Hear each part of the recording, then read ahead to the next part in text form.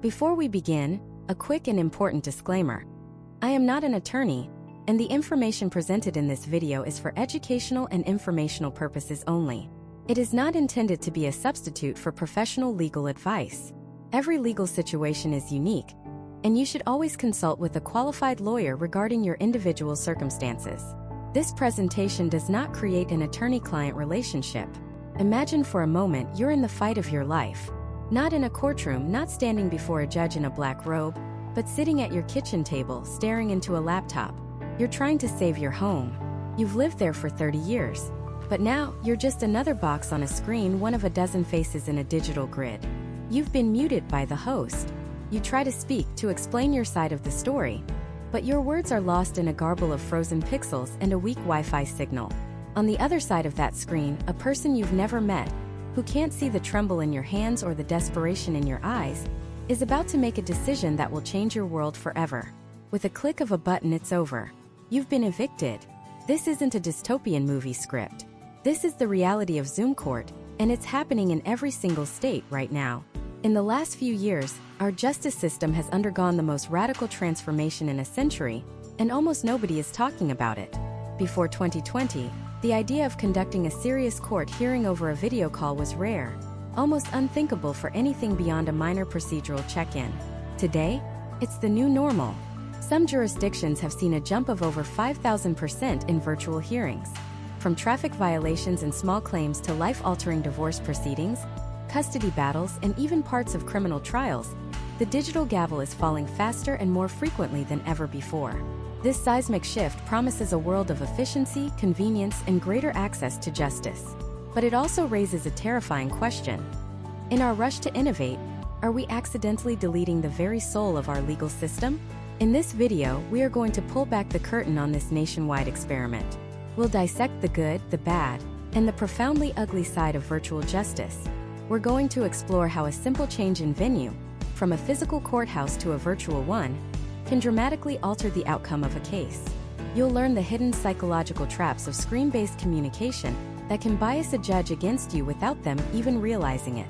We'll reveal how the digital divide isn't just about who has internet, but who has the right kind of internet, the right device, and the right environment to get a fair shot. By the end of this, you won't just understand what Zoom court is. You will understand what it means for you, for your family, and for the fundamental principle of justice for all. This isn't just for lawyers or people currently in the system. This affects every single American because one day, that face in the little box on the screen could be yours. To truly grasp the magnitude of this change, we first have to remember what we're changing from. Think about the traditional courthouse. It's designed from the ground up to project power and seriousness. The solid wood of the judge's bench, raised above everyone else. The official seal of the state on the wall. The requirement to stand when the judge enters. Even the uncomfortable, rigid pews you sit on. It's all a form of psychological stagecraft, meticulously crafted over centuries to impress upon everyone present the gravity of the proceedings. It's called the solemnity of the court. When you walk in, you instinctively lower your voice. You feel the weight of the institution. And at the center of it all is the human element. A judge can look a witness in the eye and see if they flinch. A jury can observe the subtle body language of a defendant. A slumped shoulder, a nervous tick, that a camera might never capture. A lawyer can feel the energy of the room and adjust their argument on the fly. It's a high-stakes, deeply human drama. It's slow, it's expensive, it's often intimidating, and for millions of people, it's incredibly difficult to access. Taking a day off work, finding childcare, paying for parking, and traveling to a downtown courthouse can be an insurmountable barrier for someone fighting a simple traffic ticket or a landlord dispute. The old system was far from perfect. In many ways, it was broken. And then a global pandemic hit and broke it completely. Suddenly, the doors to those imposing courthouses slammed shut. But justice, in theory, can't just stop. The gears have to keep turning. So, faced with an unprecedented crisis, the American legal system did something it almost never does. It improvised, and it did it at lightning speed. Courts across the country scrambled to adopt off-the-shelf video conferencing technology like Zoom, WebEx, and Microsoft Teams. What would have normally taken decades of pilot programs, studies, and fierce debate was implemented in a matter of weeks. It was a triage measure, a digital lifeboat to keep the system afloat. And at first, the benefits seemed miraculous. The promise was intoxicating. No more wasted days spent waiting in a crowded courthouse hallway. No more expensive travel for a 5-minute hearing. A single parent could appear in family court during their lunch break without leaving their office. An elderly or disabled person could resolve a dispute from the safety of their home. Lawyers could handle cases in 3 different counties in a single day. The system was suddenly seemingly more accessible, more efficient, and dramatically cheaper to operate. It looked like a democratic revolution for the law, using technology to level the playing field and bring the courts to the people, rather than forcing the people to come to the courts. It was hailed as the dawn of a new, more streamlined era for justice. The logic was simple. If we can work, learn, and socialize online, why can't we do justice online? But what happens when that simple logic collides with the complex, messy, and deeply human reality of the law? What are the hidden costs of this digital revolution? Costs that are only now beginning to surface, with devastating consequences for the people who can least afford them.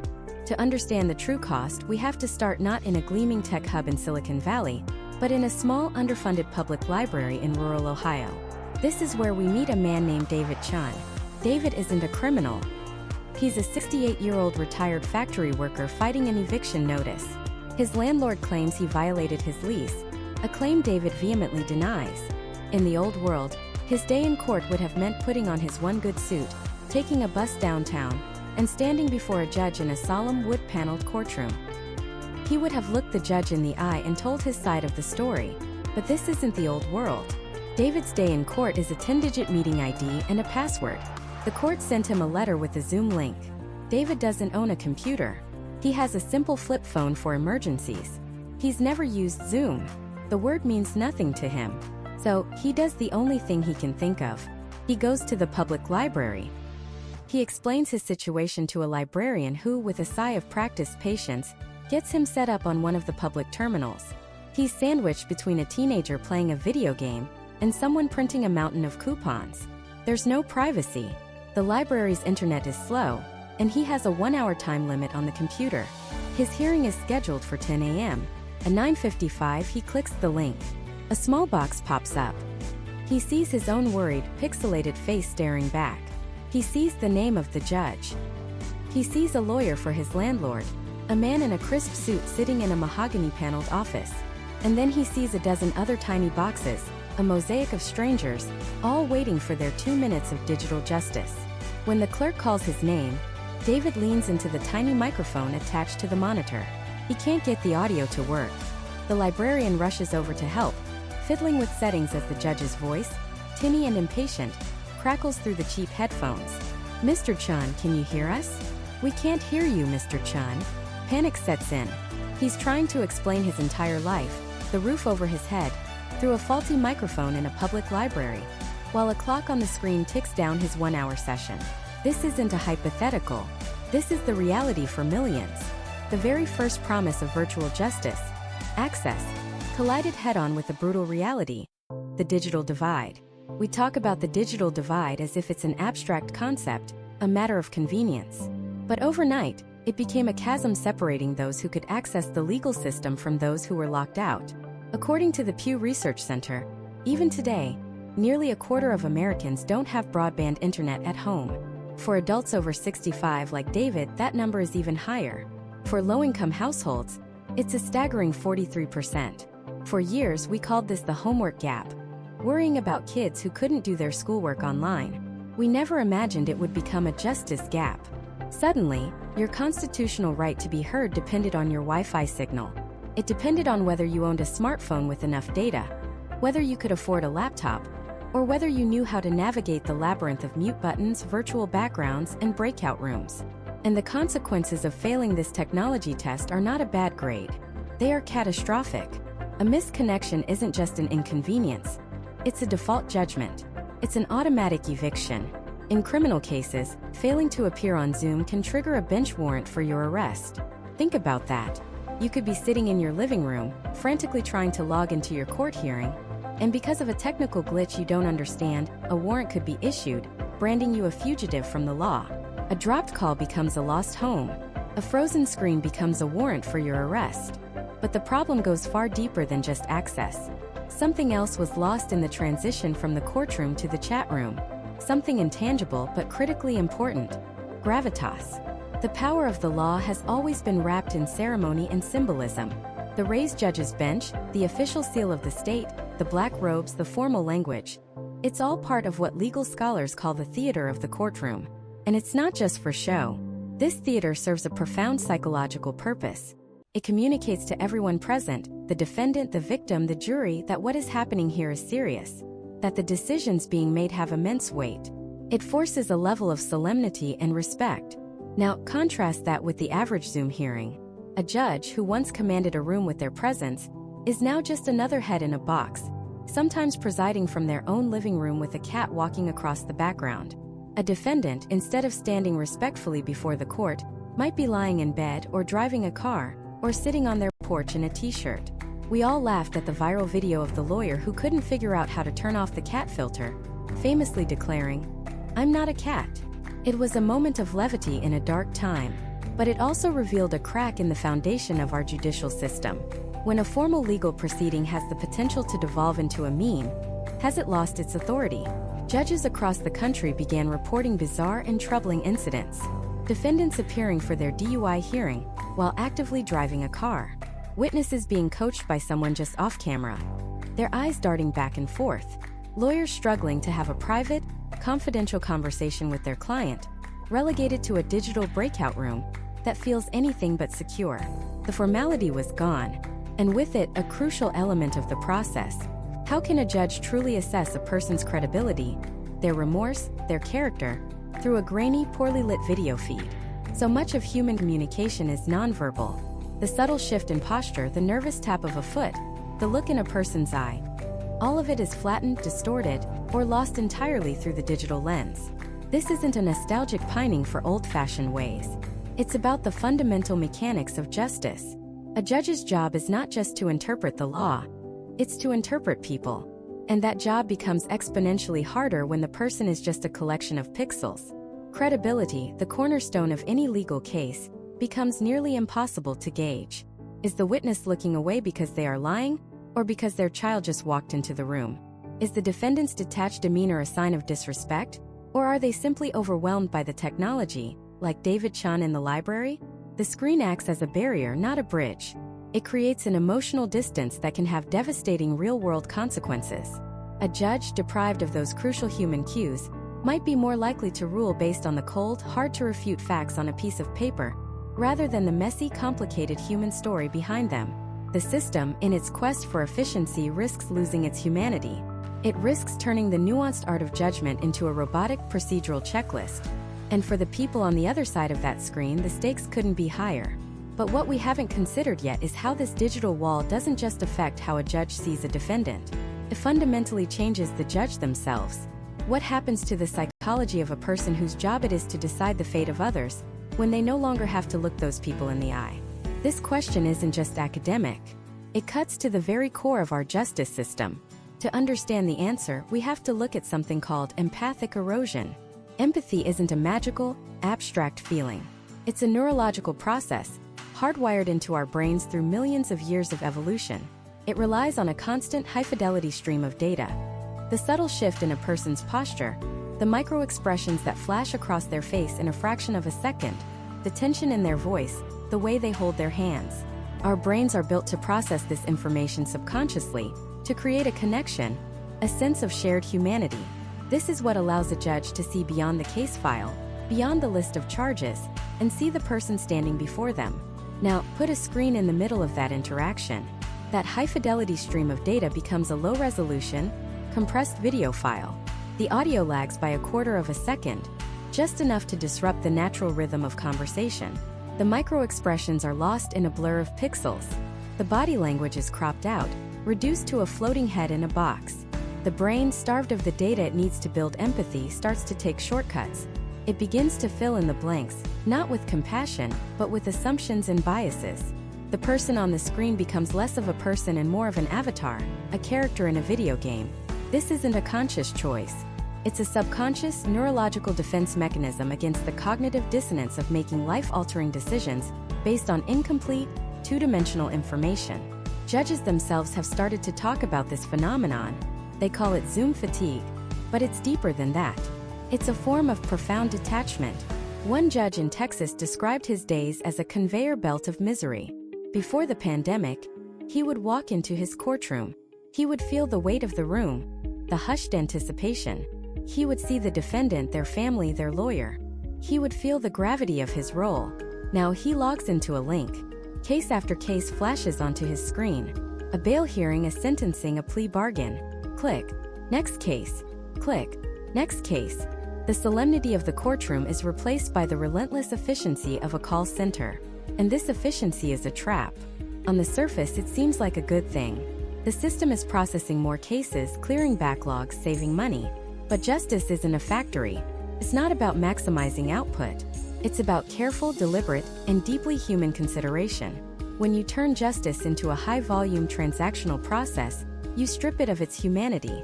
The judge, overwhelmed by the sheer number of faces and stories, can't possibly give each one the full weight of their attention and empathy. Decision fatigue sets in at an accelerated rate. And when a judge is tired, overwhelmed, and emotionally detached, they are far more likely to revert to a default setting. And in the American legal system, the default setting is often punitive. It's easier to deny bail than to weigh the complex factors of a person's life. It's faster to impose a standard sentence than to craft a nuanced one. The screen creates a buffer, a shield that protects the judge from the immediate, human consequences of their decisions. Imagine a judge. Let's call him Judge Miller. He's been on the bench for 20 years. He's known for being tough but fair. In his physical courtroom, he had a ritual. He would always make a point of looking directly at the defendant when he handed down a sentence. He believed it was his duty to see the impact of his words, to acknowledge the humanity of the person whose life he was about to change. He felt the weight of that responsibility in his gut. Now Judge Miller's courtroom is his home office. His black robe hangs on the back of his door. He's presiding over a sentencing for a young man, barely 20 years old, convicted of robbery. The young man appears from a room in the county jail, the video feed grainy and unstable. His public defender makes a passionate plea, talking about his client's troubled childhood, his addiction, his remorse. The young man tries to speak, but his voice is muffled, cutting in and out. He looks down, away from the camera on the laptop. Judge Miller can't tell if he's ashamed, defiant, or just scared. He can't see the young man's hands trembling. He can't see the tears welling up in his mother's eyes, because she's not in the courtroom. She's watching on a YouTube live stream, another anonymous viewer. All Judge Miller has is the file on his computer screen and the pixelated face in a small box. The sentencing guidelines recommend a significant prison term. In his old courtroom, maybe he would have seen something in the young man's eyes, heard something in the tremor of his voice, that would have pushed him toward a more lenient sentence, toward a chance at rehabilitation. But here, in the sterile environment of his home office, with the weight of another dozen cases on his digital docket, he sticks to the guidelines. It's the safe, efficient, and detached thing to do. He reads the sentence into his microphone. He clicks a button. The box with the young man's face vanishes, and Judge Miller feels nothing. The profound, gut-wrenching weight of his job has been replaced by a hollow, administrative emptiness. He hasn't just sentenced a man.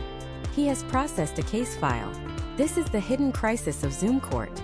It's not just about glitches and bad internet connections. It's about the slow, systemic erosion of judicial empathy. We are creating a generation of judges who are becoming desensitized, insulated from the human toll of their work. They are making decisions from behind a digital fortress, where the messy, complicated, and often tragic realities of human life are filtered, buffered, and sanitized for their convenience. The screen that is supposed to connect us is, in fact, creating a dangerous and profound disconnect between the powerful and the powerless. This new era of justice, born from a desire for safety and efficiency, may be inadvertently creating a system that is colder, harsher, and less human. And if the person holding the gavel is losing their connection to humanity, what does that mean for the person whose job it is to advocate for it? The defense attorneys, the prosecutors, they are fighting a new kind of battle, one where their most powerful tool, human connection, is being systematically dismantled. Their fight to be seen and heard, in a courtroom made of light and code, was a whole new kind of war. But on the other side of that digital aisle, a different story was unfolding. For every prosecutor struggling to project authority through a webcam, there was a defense attorney, a public defender, who initially saw a glimmer of hope in the chaos. For them, the traditional courtroom was often a hostile environment, a grand, intimidating stage designed to showcase the power of the state. The prosecution, with its slick presentations and endless resources, always had the home field advantage. The defense was perpetually the away team, fighting an uphill battle in a foreign stadium. So when the world shut down and the courts went online, some defense lawyers felt a strange sense of relief. This, they thought, could be the great equalizer. The imposing wood-paneled courtroom was replaced by a grid of Brady Bunch-style boxes. The prosecutor's expensive suit and the defendant's ill-fitting one were reduced to the same small square. The playing field for the first time felt level. There was a belief that by stripping away the theater of the courtroom, you could get closer to the raw facts. The substance of the case, not the style of the delivery, would finally take center stage. They believed technology could act as a filter, removing the emotional manipulation and unconscious bias that so often swayed a jury. This was the dream. The reality, as it so often does, proved to be a nightmare. Defense attorneys quickly discovered that the virtual courtroom wasn't a level playing field. It was a minefield. And their clients were the ones walking through it. The core of their job, the absolute bedrock of a successful defense, is to humanize their client. To take a person who has been labeled by the state as a defendant, a suspect, a case number, and show the jury that they are a human being. A father, a daughter, someone with hopes, fears, and a story. This is done through 1,000 subtle in-person cues. It's the quiet, reassuring hand on a client's shoulder. It's catching their eye across the room to give a nod of encouragement. It's allowing the jury to see the nervous tremor in their hands, the genuine remorse welling in their eyes. It's about building a bridge of empathy between the jury box and the defendant's chair. Zoom shattered that bridge into 1,000,000 pixels. Suddenly, their clients were trapped in a digital box, often under the worst possible conditions. Many defendants, particularly those represented by public defenders, didn't have access to high-speed internet, a quiet room, or a quality laptop.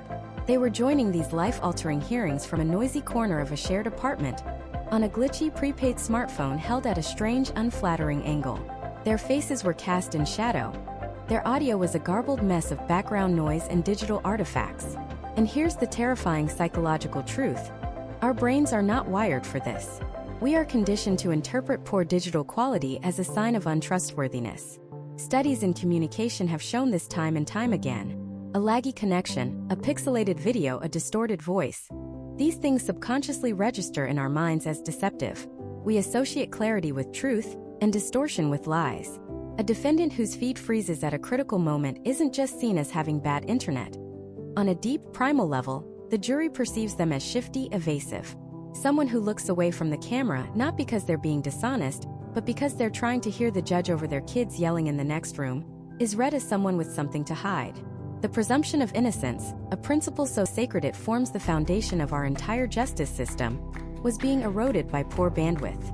Defense attorneys found themselves becoming IT support specialists first and legal advocates second. They were trying to argue complex legal motions while simultaneously texting their client. Can you move closer to the router? Can you mute your mic? The judge can't hear you. Every technical glitch was a potential disaster. A dropped call wasn't an inconvenience. It was a missed opportunity to object to the prosecution's line of questioning.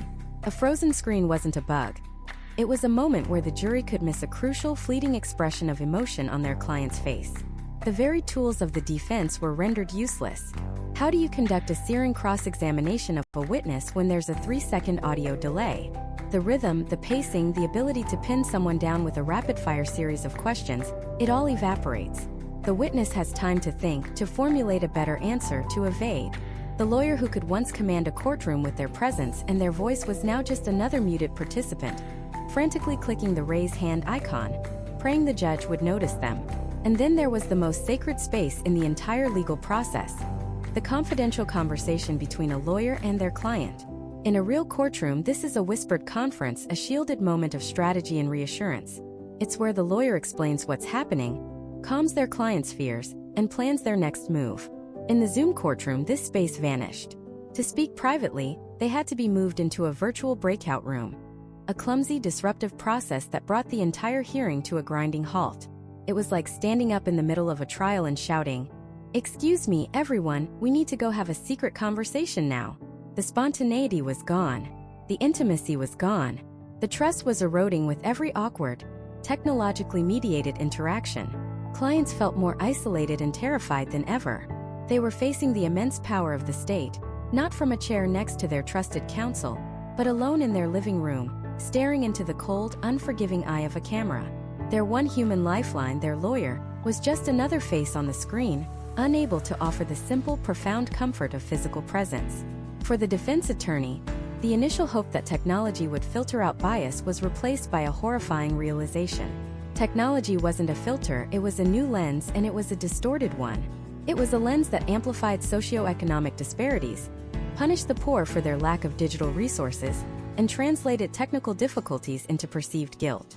It stripped their clients of their humanity, reducing them to a flickering, unreliable data stream. The fight was no longer just to prove their client's innocence.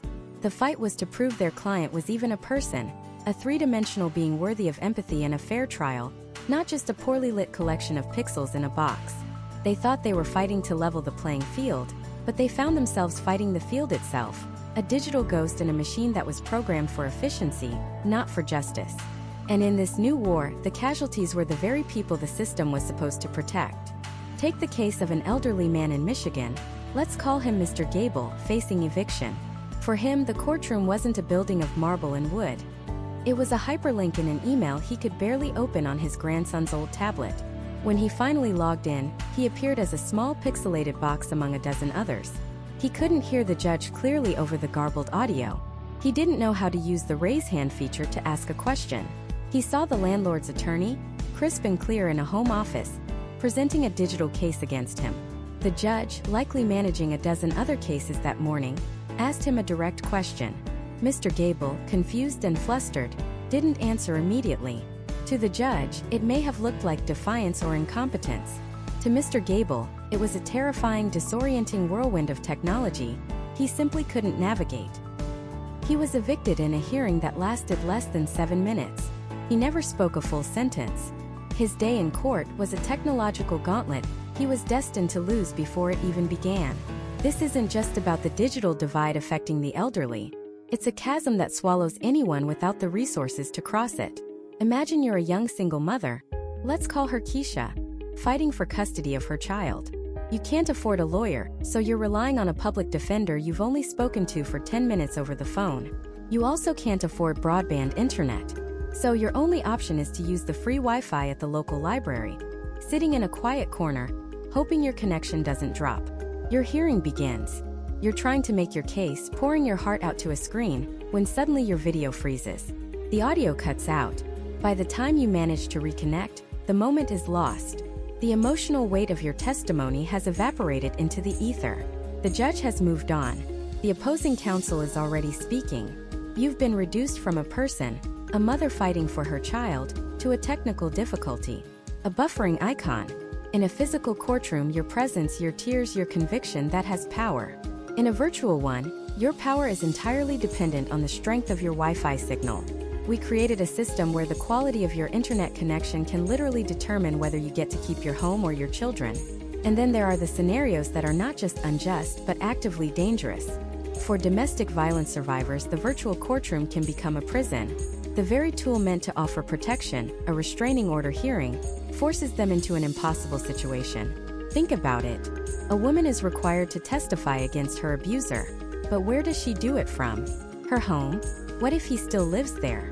What if he's in the next room, listening to every word she says, his presence a silent, terrifying threat just off camera? We've seen horrific cases where judges had to stop proceedings because they realized the victim was being coached or intimidated by the abuser, sitting just out of the webcam's view. One woman in Florida had to conduct her hearing from her car in a Target parking lot, the only place she felt safe and had a reliable signal. She sat there, in the driver's seat of her minivan, pleading with a judge on her phone screen while shoppers pushed carts around her. Is that justice?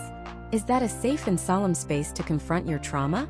The system, in its rush for a solution, created a new form of terror, forcing victims to broadcast their vulnerability from insecure locations, turning their sanctuary, or their car or a friend's basement, into a witness stand, with the threat of retribution just a few feet away.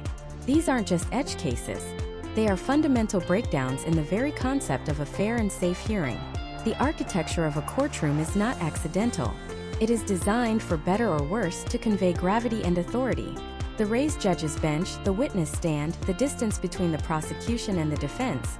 It's all a form of theater, a physical manifestation of the seriousness of the proceedings. It's a space that commands a certain behavior, a certain respect. When you replace that with a grid of faces on a laptop, you lose something profound. You lose the solemnity. A legal hearing, a process that can alter a person's life forever, suddenly has the same weight and feel as a weekly status update with your marketing team. People appear in t-shirts from their messy bedrooms, their kids wander into the background, a cat jumps on the keyboard. One infamous video showed a defendant in a bond hearing appearing shirtless from his bed. Another showed a lawyer appearing with a cat filter he couldn't figure out how to turn off, famously telling the judge, "I'm here live. I'm not a cat."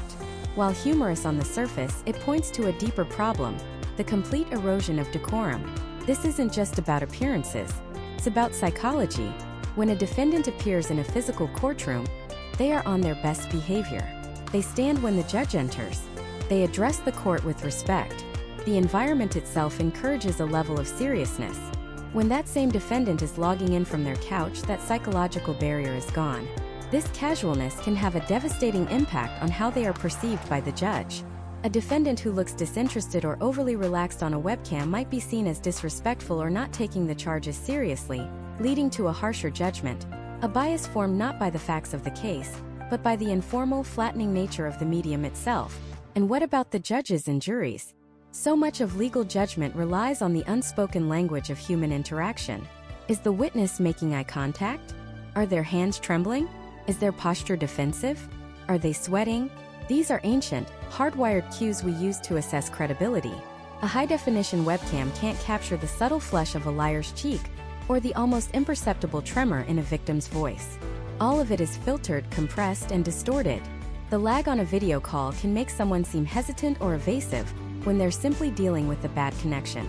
A frozen screen can obscure a crucial emotional reaction. We are asking judges and jurors to make life-altering decisions based on a fraction of the human data they would normally receive. They are being forced to read a book with half the pages torn out. The result is a justice system that is not just blind, but also deaf and dumb to the nuances of human truth. It becomes a system of guesswork, of filling in the digital blanks, where the benefit of the doubt is often lost in transmission. We replace the sacred oath of the truth, the whole truth, and nothing but the truth with a new unspoken digital waiver. The truth, as best as it can be conveyed through a 2.4 GHz frequency bandwidth permitting. And for thousands, that was a gamble they couldn't afford to take. But the defendant is only one side of the screen. What about the person on the other? The one who holds all the power? How did this digital revolution transform the very act of judging? When the courtroom becomes just another app on your computer, what happens to the person wearing the robe? For the men and women who wield the gavel, the courtroom isn't just a room. It's an instrument. It's a carefully constructed environment designed over centuries to command respect, to focus attention, and to project the immense gravity of the law.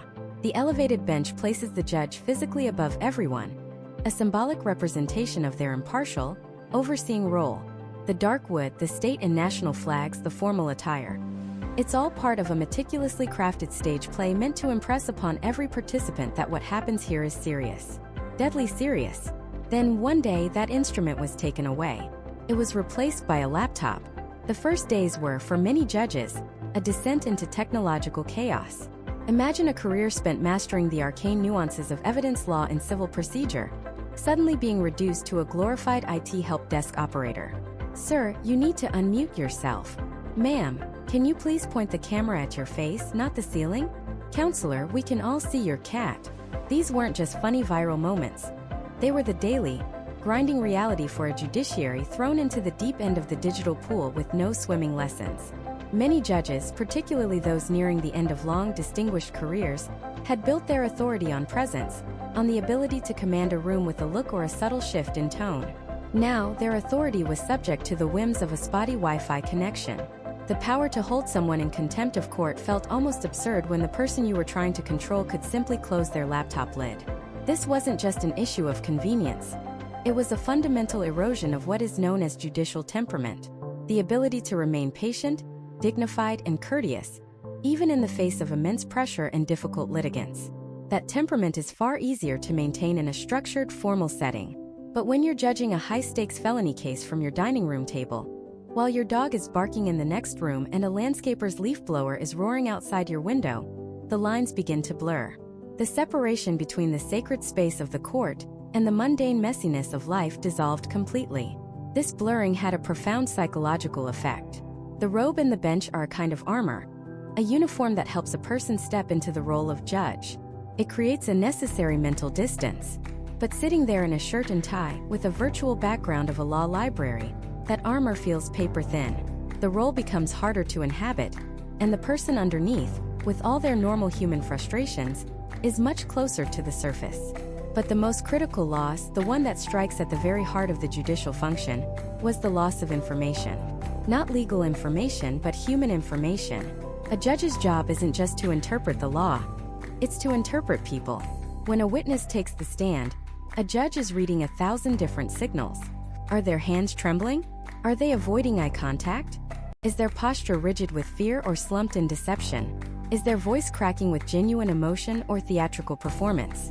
These are the subtle, almost subconscious cues that judges, lawyers, and juries have relied on for generations to get a sense of a person's credibility. It's not an exact science, but it's a vital part of the truth-finding process. Zoom obliterates almost all of it. A grainy, poorly lit video feed from a laptop camera, often cutting in and out, flattens a three-dimensional human being into a two-dimensional talking head. The subtle flush of a cheek, the tiny flare of a nostril in anger, the bead of sweat on a brow, all of it is lost to pixelation and lag. The judge is left to make monumental decisions about a person's life, their freedom, their children, their future, based on a sliver of the data they're used to receiving. It's like asking a master chef to judge a gourmet meal by only smelling it from across the room. You get a vague idea, but you're missing the texture, the nuance, the very essence of the thing. This information deficit is terrifying because it increases the risk of getting it wrong.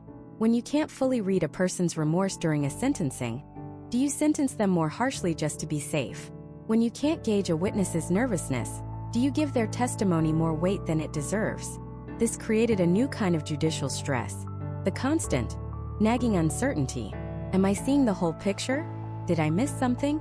This, combined with the now infamous Zoom fatigue, was a recipe for burnout.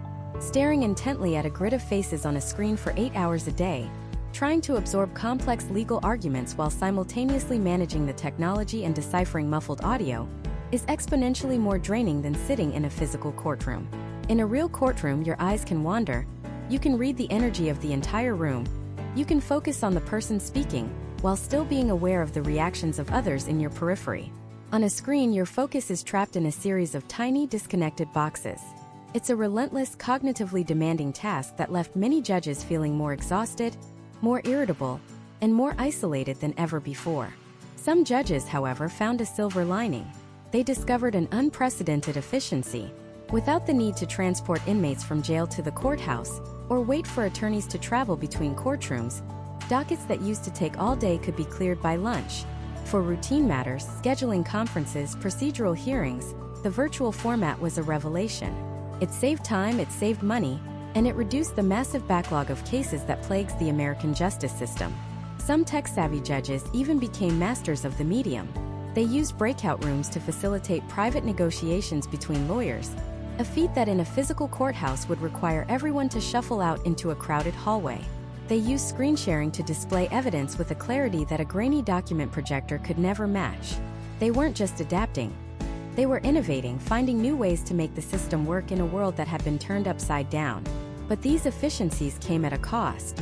The speed that was so celebrated in clearing minor cases created a dangerous momentum. There was a temptation to apply that same rapid-fire, assembly line approach to more serious matters, cases involving domestic violence, child custody, and criminal sentencing, where the human element is paramount. The platform itself encourages brevity and speed. We're all conditioned by video calls to get to the point, to wrap it up, to move on to the next meeting. But justice is not supposed to be efficient. Supposed to be deliberate. Supposed to be slow. It's supposed to take the time to see and hear the human beings at the center of the conflict. And so the judiciary was split. On one side, those who saw virtual justice as a necessary evil, a temporary stopgap that stripped the process of its humanity and dignity. On the other, those who saw it as a powerful tool for efficiency and modernization, a long overdue update to an antiquated system. But while the judges wrestled with their new reality, trying to balance the scales of justice from a spare bedroom, they were only one piece of the puzzle. The entire adversarial system depends on a delicate dance between the judge, the defendant, and the lawyers. We've seen how the defendant can become a ghost in the machine, and how the judge is forced to rule from behind a digital veil. But what about the advocate? What happens to the art of persuasion when the courtroom is a chat room? How does a lawyer fight for their client's life when their most powerful weapon, their physical presence, has been taken away? For centuries, the trial lawyer has been a master of the physical space. They learn to read a room the way a sailor reads the sea. They feel the subtle shifts in a jury's attention, the almost imperceptible tightening of a judge's jaw. They use their own bodies as instruments of persuasion. A step forward to emphasize a point, a hand on their client's shoulder to convey humanity, a long, calculated pause that forces everyone in the room to hold their breath. This isn't just theatrics, it's the carefully honed craft of advocacy, a language spoken not just in words, but in presence, in proximity, in shared air. Now imagine stripping all of that away. Imagine replacing the solid oak of the courtroom with the cold glow of a laptop screen. The advocate, once a commander of space, is now just another face in a grid of faces, often a little blurry, sometimes frozen mid-sentence. Consider the case of a public defender in Miami. Let's call her Maria. Before the pandemic, Maria was known for her commanding courtroom presence. She could connect with a jury, make them see the person behind the charges. Her closing arguments were legendary not just for their logic, but for the way she moved, the way she used the entire well of the court as her stage. Then came the shift. Suddenly, her most critical hearings were on Zoom. One of her clients, a young man facing a mandatory minimum sentence, was terrified. In a real courtroom, Maria would have sat beside him. She would have been a steady physical anchor in the storm of legal procedure. She could have put a hand on his arm to calm him, leaned in to whisper an explanation, and most importantly, presented a united front to the judge and jury, two human beings side by side, facing the power of the state. On Zoom, he was a thumbnail-sized image broadcast from a jail's video room. The connection was unstable. His words were delayed by a half-second, making him sound hesitant and unsure. Maria was in her home office miles away. She couldn't read his anxiety, couldn't offer that simple, reassuring human touch. When she spoke to the judge, she was speaking to a webcam. Her impassioned plea flattened into data and reassembled on a screen. She tried to make eye contact, but it was impossible. Was she supposed to look at the judge's image on her monitor, or into the tiny green light of the camera? Each choice felt wrong, disconnecting her from either the judge or the rest of the virtual room. The art of persuasion had been replaced by the frustrating science of bandwidth and audio settings. Her client wasn't a person, he was a technical difficulty, and she worried deeply that this digital distance was creating an emotional distance, making it easier for a judge to see him not as a scared young man, but as a case number to be processed. This isn't an isolated fear. It strikes at the very heart of the American legal system, specifically the Sixth Amendment's Confrontation Clause. This clause guarantees a defendant the right to be confronted with the witnesses against him. For over 200 years, this has been interpreted as a face-to-face confrontation in person. The idea is that it's harder to lie about someone when you have to look them in the eye. It forces a witness to face the human consequences of their testimony. It also allows the jury, the finders of fact, to observe the witness's demeanor in its entirety. Not just their face, but their posture, their fidgeting hands, the way they shift their weight.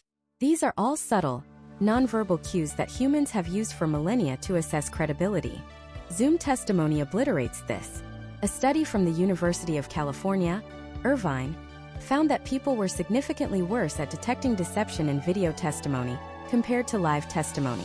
The screen acts as a filter. It smooths out the nuances of human expression. A slight tremor in the voice might be lost to audio compression. A nervous tic might be invisible in a low-resolution video feed. The witness, who in a courtroom would be a fully present three-dimensional person, is reduced to a two-dimensional talking head. Legal scholars are now fiercely debating whether this virtual confrontation satisfies the constitutional requirement. Can you truly confront a witness who can, with a click of a button, simply turn off their camera? Is justice served when the search for truth is mediated by an internet connection? For defense attorneys, the challenges go even further. How do you cross-examine a witness effectively on Zoom? In a real courtroom, an attorney can control the flow and the tension. They can approach the witness stand, use documents and exhibits physically, and force the witness to engage. Online it's a chaotic mess. The lawyer might say, "I'm showing you what's been marked as Defense Exhibit A," but they can't be sure what the witness is actually looking at. Is someone just off-camera coaching them? Are they reading from a script on another screen? The lawyer's ability to impeach a witness, to catch them in a lie, is severely hampered. The entire dynamic of the adversarial system, which relies on this rigorous in-person testing of evidence, is thrown off balance. And what about the fundamental relationship between a lawyer and their client? Confidentiality is the bedrock of that relationship. In a courtroom, a lawyer can lean over and whisper in their client's ear. A private, privileged communication that no one else can hear. This is crucial for strategy, for explaining a judge's ruling, or for simply keeping the client informed and calm. In a Zoom hearing, this sacred space vanishes. Lawyers have to resort to texting their clients, hoping the court doesn't demand the phone records later. Or they use breakout rooms, which are clunky and interrupt the flow of the hearing. One viral video showed a lawyer in a breakout room with his client. Not realizing their private, and very frank, conversation was being live-streamed to the public on YouTube. It was a comical but terrifying glimpse into how this technology can shatter one of the most protected principles in law. The result is a feeling of profound alienation for both attorney and client. The lawyer feels like they're fighting with one hand tied behind their back, deprived of their most essential tools. The client feels isolated and disconnected from the very process that will decide their fate. They can't confer with their trusted advocate. They can't see the jury that holds their life in their hands. They are, in a very real sense, alone. Some lawyers are adapting, of course. A new generation of digital litigators is emerging, learning how to master the technology. They invest in high-quality cameras and microphones. They learn to use digital evidence presentation tools more effectively than they ever used paper in a courtroom. They practice their webcam-side manner, learning how to project authority and empathy through a lens. But this raises its own troubling questions about equity. What about the underfunded public defender's office that can't afford high-end equipment? What about the older veteran lawyer who is a master of the courtroom but a novice with technology? Does justice now favor the most tech-savvy advocate? The one with the fastest internet connection and the best lighting? The very promise of the courtroom is that it is, in theory, a level playing field where arguments are weighed on their merits.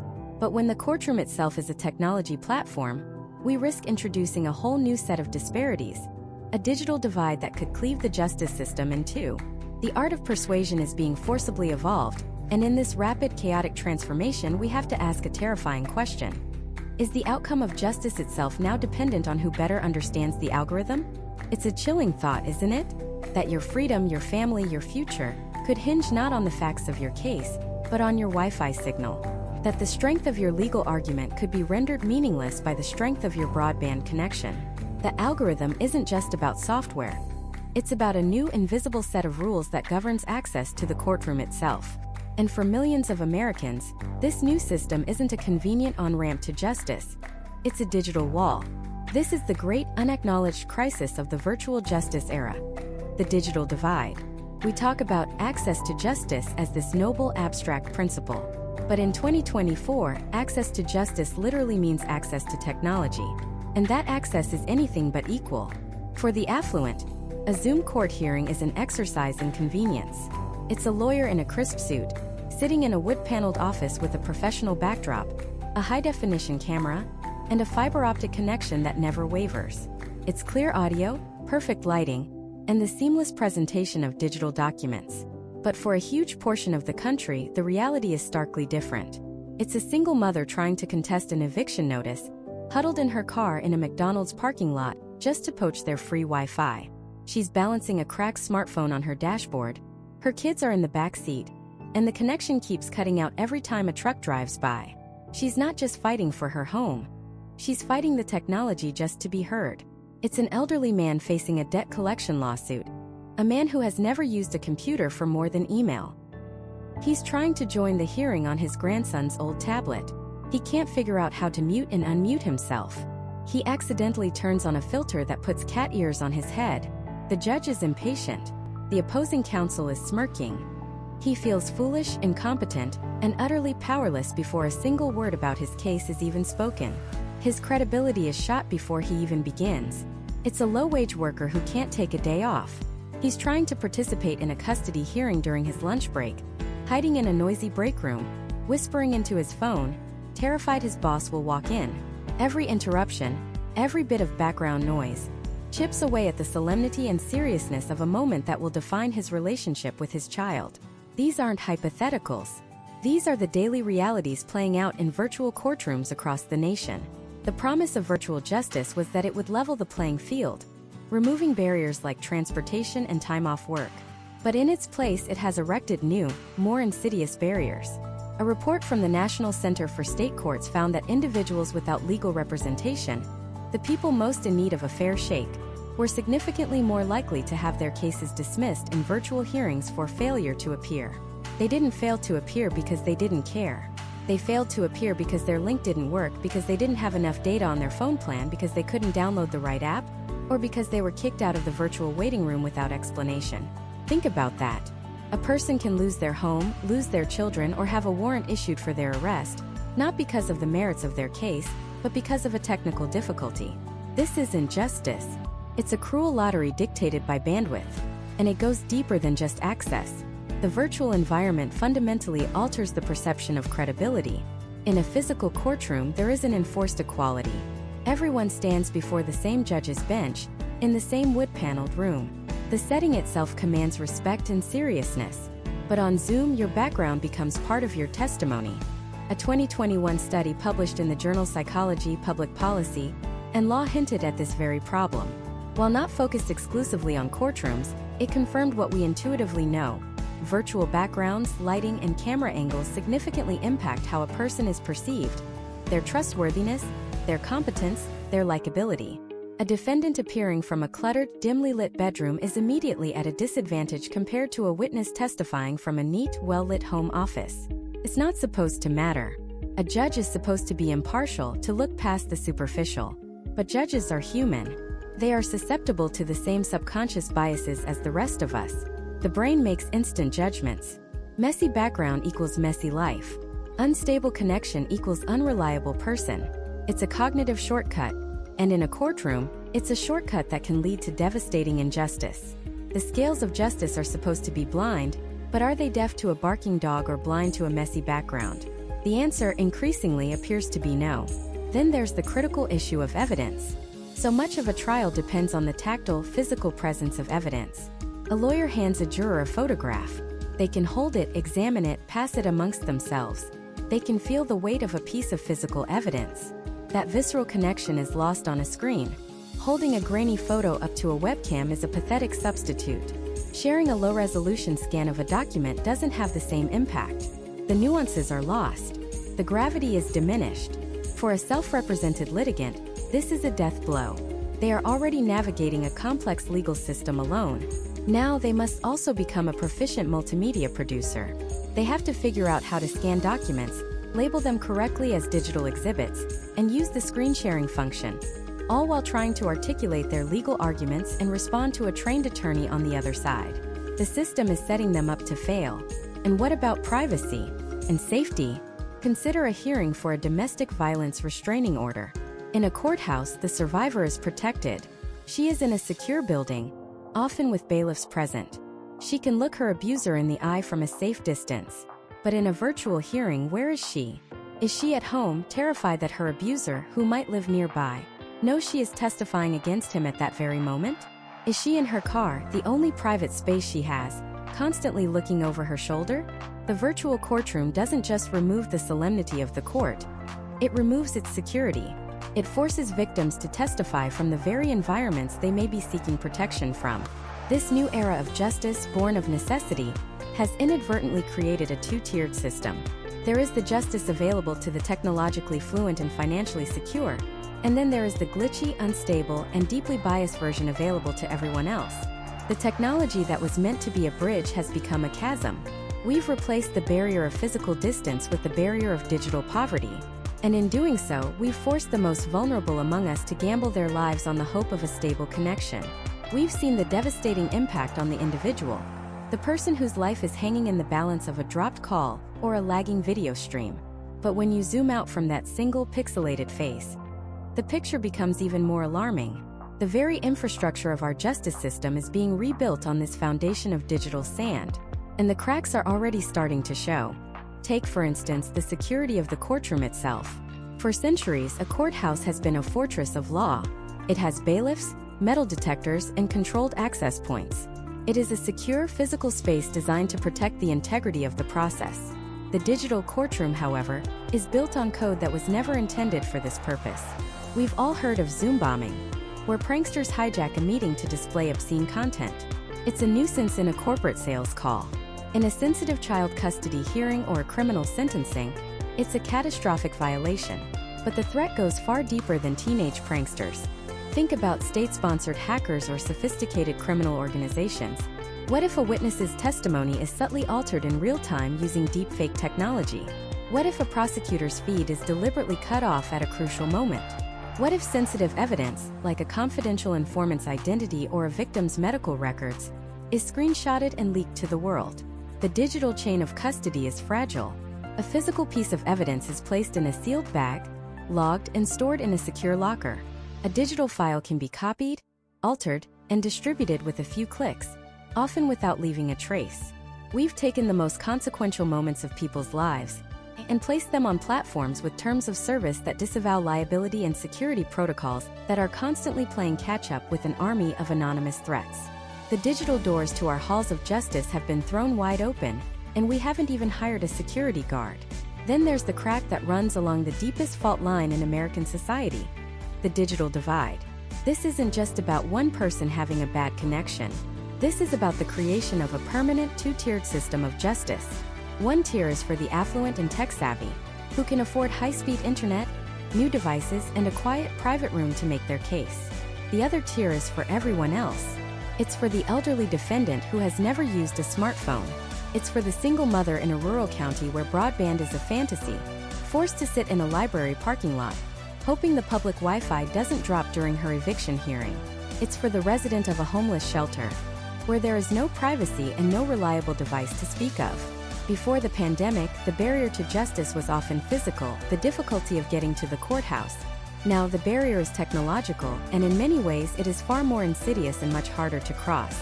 A courthouse is a public building. By law, it must be accessible. But whose responsibility is it to ensure that every citizen has access to the digital courthouse? Is it the courts? The governments? The internet service providers? The answer is a chaotic and resounding nobody knows. So we end up with patchwork solutions.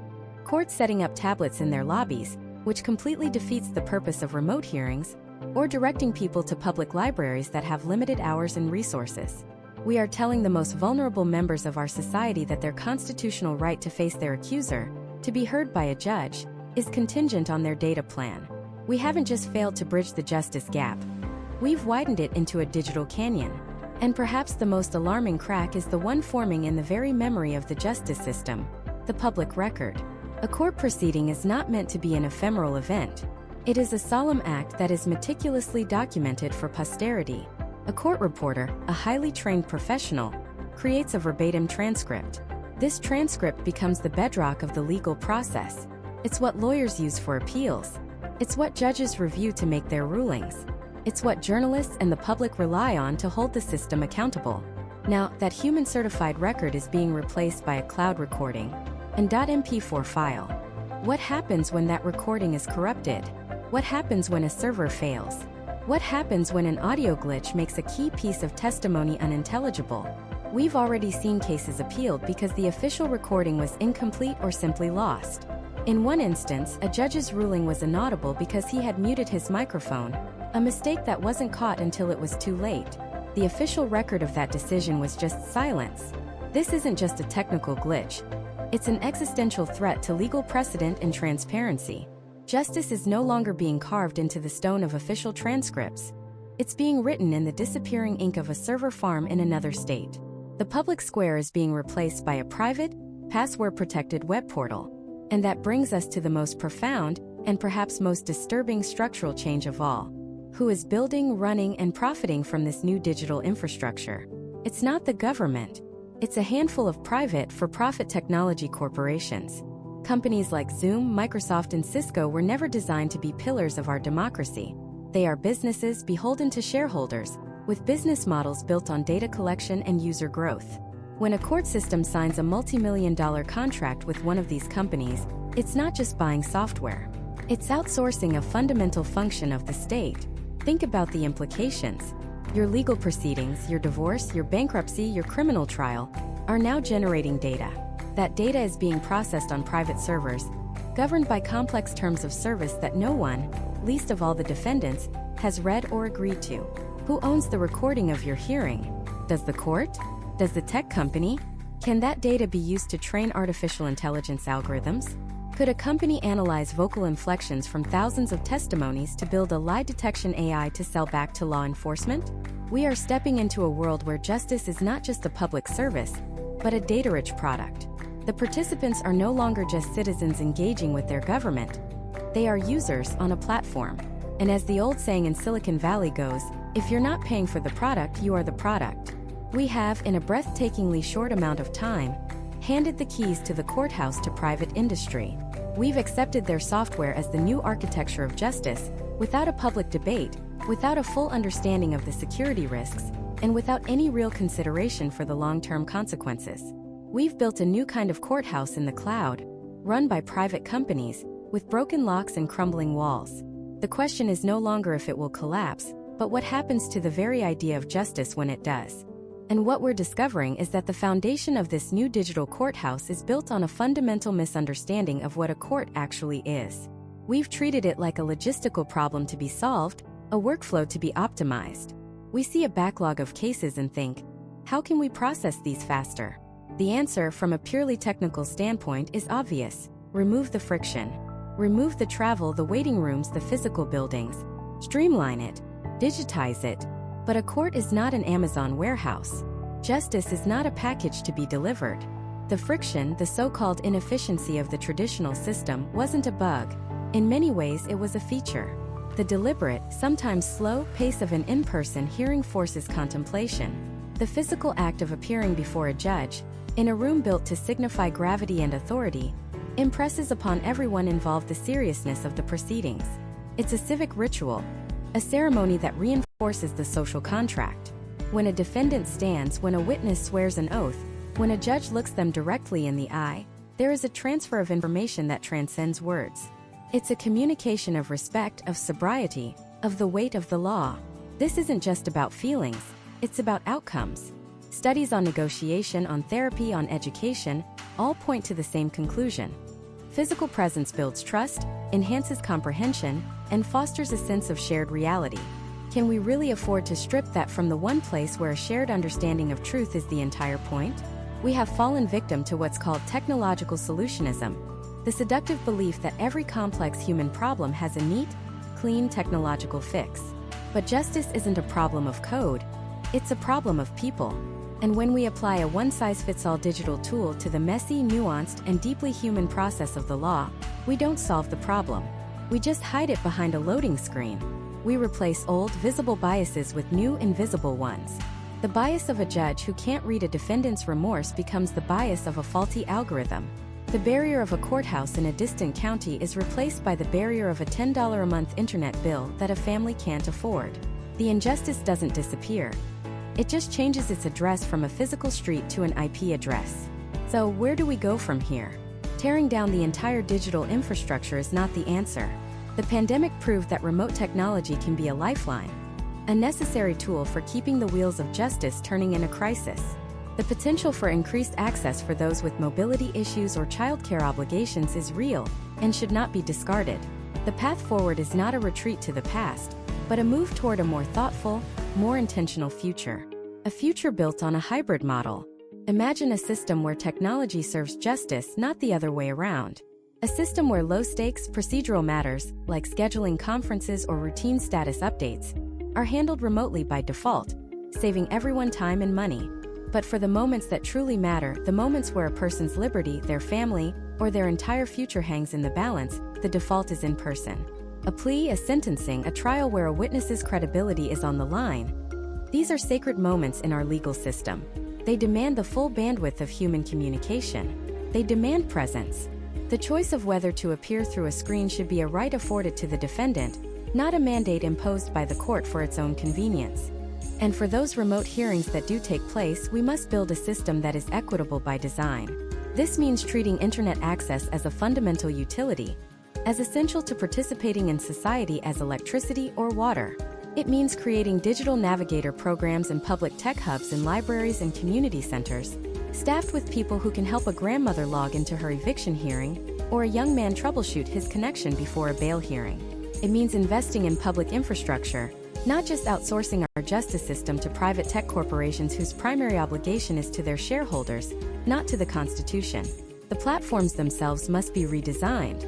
We need software built for due process, with secure private breakout rooms for attorney-client consultation that are truly impenetrable. We need systems that are simple, reliable, and don't require a computer science degree to operate.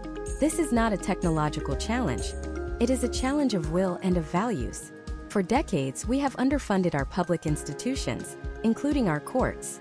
We've allowed them to crumble, both literally and figuratively. Then, when a crisis hit, we reached for the quickest, cheapest patch available. Zoom Court was that patch. But a patch is not a foundation. Now the real work begins. The work of deciding what kind of justice system we want for the 21st century. Do we want a system optimized for speed and volume, a system that treats people like data points in a queue? Or do we want a system that, first and foremost, values dignity, comprehension, and the profound human right to be seen and heard? The screen has become the new courthouse, the new public square, the new face of the state. But a reflection in a screen is not the same as a person in a room. It is a flattened, distorted, and incomplete version of reality. And a system of justice built on an incomplete reality will inevitably deliver an incomplete form of justice. We are at a crossroads standing before two doors. One leads to a future of streamlined, automated, and detached proceedings. A justice system that is efficient in process but bankrupt in spirit. The other leads to a more difficult, more expensive, but more human future. One that harnesses technology as a tool to enhance justice, not replace it. The choice we make will define the very meaning of the word justice for generations to come. We traded the solemnity of the courthouse for the convenience of the cloud. The question we must now ask ourselves with the utmost seriousness is, what did we lose in the exchange, and how do we get it back?